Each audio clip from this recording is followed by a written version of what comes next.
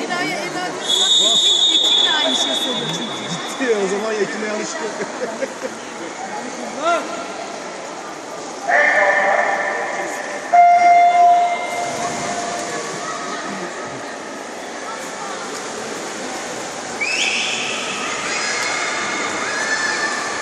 Hadi Doğa. Haydi Doğa. Hadi Doğa bas.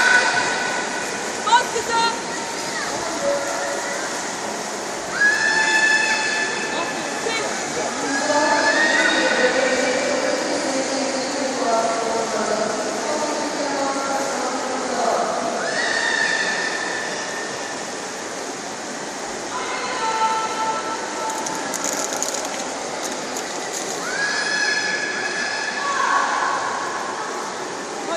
Hadi Doğa. Hadi. Hadi.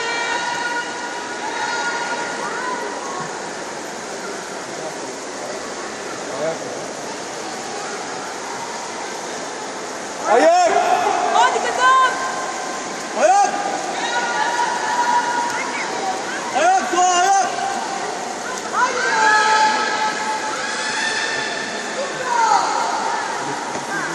Çekim yapıyoruz. Gel yine.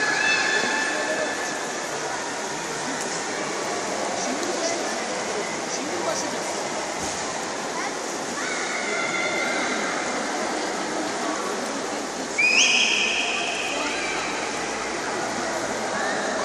Çek. Çek. Çek Doğa. Hadi Dila. Hadi kızım. Çek. Çek. Bas çocuğum. Çek. Hadi anne. Çek. Hadi Nil. Nil bas.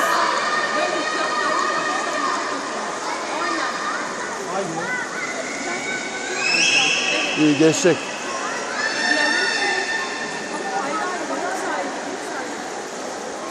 Hadi kızım ya. Dur.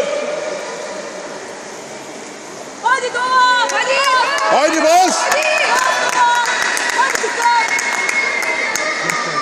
Hadi anne. Bas.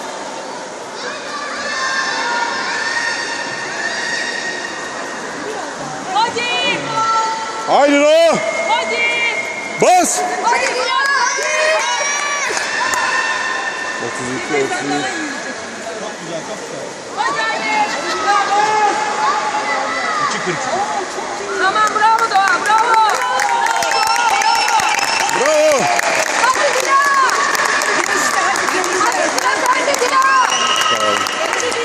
2.43.